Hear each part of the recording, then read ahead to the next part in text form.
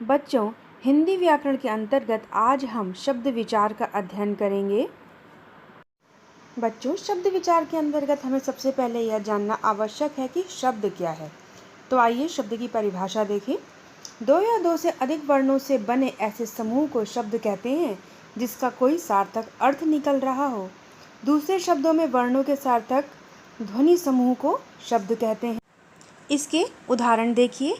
एक वर्ण से निर्मित शब्द। अब जरा आप इसको ध्यान से समझिए कि शब्द तो बहुत सारे होते हैं। कुछ एक वर्ण से निर्मित होते हैं, कुछ दो वर्णों से निर्मित होते हैं, कुछ तीन वर्णों से निर्मित होते हैं और कुछ अनेक वर्णों से निर्मित होते हैं। तो आइए सभी के कुछ उदाहरण देखें। एक वर्ण से निर्मित शब्द जैसे न, व आदि। दो वर्णों से निर्मित शब्द कल, घर, नल, आम आदि। तीन वर्णों से निर्मित शब्द नमक, अक्षर, रमन आदि।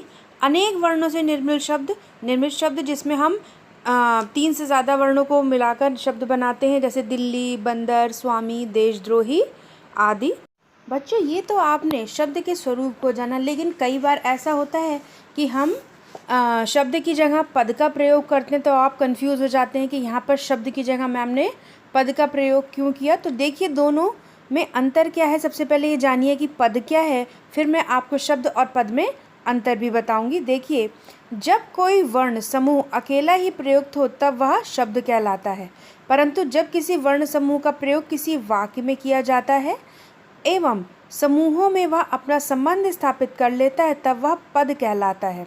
जैसे पुस्तक एक शब्द है और राम पुस्तक पढ़ता है, इस वाक्य में पुस्तक पद है। अब इसको ज़रा आप ध्यान से समझिए।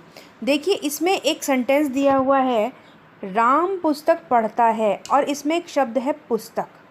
जब पुस्तक अकेला लिखा जाएगा यानी वाक्य में प्रयोग नहीं होगा, उस जगह तो हम उसे शब्द कहेंगे। लेकिन अगर पुस्तक हमने वाक्य में प्रयोग कर लिया, जैसे हमने यहाँ पर प्रयोग किया है राम पुस्तक पढ़ता है, इसमें जब पुस्तक शब्द का प्रयोग किया है तो ये शब्द ना कहलाकर पद कहलाएगा, और अगर ये स्वतंत्र रूप से यानी अकेला प्रयोग होगा तो हम इसे शब्द कहेंगे। बच्चों, अब आपने जब शब्द और पद के स्वरूप को समझ लिया है तो आइए देखते हैं शब्दों का वर्गीकरण किन आधारों पर होता है। तो शब्दों का वर्गीकरण निम्नलिखित 5 आधारों पर किया जाता है: उत्पत्ति के आधार पर, रचना या बनावट के आधार पर, अर्थ के आधार पर, प्रयोग के आधार पर और व्याकरणिक प्रकार के आधार पर। बच्चों, उत्पत्ति या स्रोत के आधार पर शब्द निम्नलिखित 5 प्रकार के माने जाते हैं: तत्सम शब्द, तद्भव शब्द, देशज शब्द, विदेशज शब्द और श्रंकर शब्द। आइए इनके बारे में जानिए। पहला है आपका तत्सम शब्द। तत्सम शब्द क्या होता है? तत्सम शब्द तद और सम के योग से बना है। यहाँ तद का अर्थ उसके तथा सम का अर्थ समान है, अर्थात प्रत्येक भाषा की एक मूल भाषा होती है तथा उस मूल भाषा के समान प्रयुक्त होने वाले शब्द तत्सम शब्द कहलाते हैं। हिंदी की मूल भाषा क्या है? संस्कृत। अतः ऐसे शब्द जो संस्कृत के समान ही हिंदी में प्रयुक्त होते हैं वे तत्सम शब्द कहलाते हैं। जैसे आम्र, सूर्य, चंद्र, पुस्तक, ध्वनि, शंख, मुख, हस्त, पुत्र, शिक्षा, विद्यार्थी, कर्म, कृषक, अग्नि, दृश्य आदि। देखिए बच्चे, तत्सम शब्द को और आसान तरीके से समझने के लिए इस बात को समझिए कि संस्कृत भाषा के अपने कुछ शब्द हैं, यानी संस्कृत भाषा के जो शब्द हैं वो एज इट इज़ यानी उनमें बिना किसी चेंज के हम उसे हिंदी भाषा में हिंदी की तरीके से ही प्रयोग करने लगे हैं, तो वो शब्द हमारे तत्सम शब्द कहलाते हैं। अब बात करते हैं तद्भव शब्द की। तद्भव शब्द क्या है? तद्भव शब्द तद और भव के योग से बना है। यहाँ तद का अर्थ उससे तथा भव का अर्थ उत्पन्न होने वाला है, अर्थात ऐसे शब्द जो अपनी मूल भाषा संस्कृत से उत्पन्न होते हैं किंतु भाषा विकास के कारण आज उनके उच्चारण में अंतर आ गया है, वे तद्भव शब्द कहलाते हैं। जैसे आम, सूरज, चांद, आग, खेत इत्यादि। कहने का तात्पर्य यह है कि जिस प्रकार आम का तत्सम रूप आम्र है और उसे हम भाषा विकास के कारण आम कहते हैं, इसी प्रकार सूरज का तत्सम रूप सूर्य है जिसे हम भाषा विकास के कारण सूरज कहते हैं। ऐसे ही चांद का तत्सम रूप चंद्र है और भाषा विकास के कारण हम इसे चांद कहते हैं। इसी प्रकार आग का तत्सम रूप अग्नि है। खेत का तत्सम रूप क्षेत्र है। इसको हम भाषा विकास के कारण आग और खेत कहते हैं। देशज शब्द किसे कहते हैं? देशज शब्द देश और जा के योग से बना है।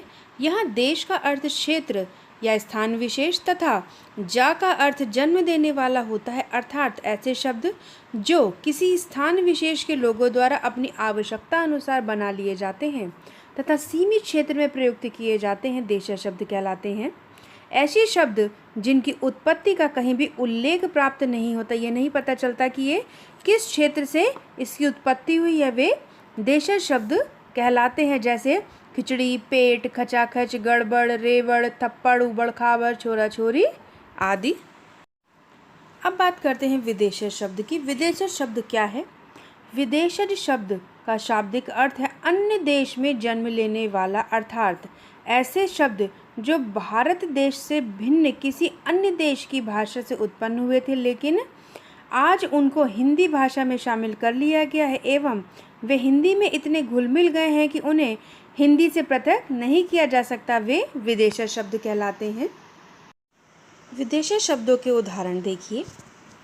Pen, copy, register, chalk, bag, draft, cheque, car, jeep, telephone, radio इत्यादि हमारे अंग्रेज़ी भाषा के शब्द हैं, लेकिन हम उन्हें हिंदी के तरीके से ही प्रयोग करते हैं कि जैसे ये हिंदी का ही स्वरूप है। इसी प्रकार आदमी, औरत, जिला, तहसील, मुहावरा, अलमारी इत्यादि अरबी भाषा के शब्द हैं, लेकिन हम उन्हें हिंदी की तरह ही प्रयुक्त करते हैं। इसी प्रकार कूपन, मीनू, सूप फ्रेंच भाषा के शब्द हैं। रिक्शा, सोनामी, सायोनारा यानी अलविदा इत्यादि जापानी भाषा के शब्द हैं। चाय, तूफान, लीची इत्यादि चीनी भाषा के शब्द हैं, लेकिन इन्हें हम हिंदी की तरह ही प्रयुक्त करते हैं।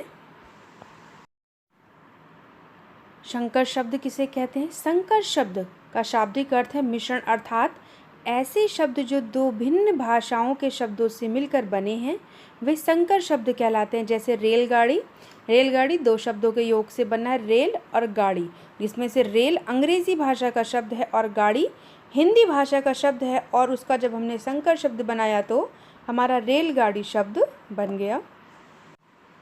इसी प्रकार हमारा शब्द है टिकट घर, ये भी दो शब्दों के योग से बना है, टिकट और घर, जिसमें से टिकट अंग्रेजी भाषा का शब्द है और घर हिंदी भाषा का शब्द है। इसी प्रकार लाठी चार्ज में लाठी हिंदी भाषा का शब्द है और चार्ज अंग्रेजी भाषा का शब्द है, और ये शब्द संकर शब्द कहलाते हैं।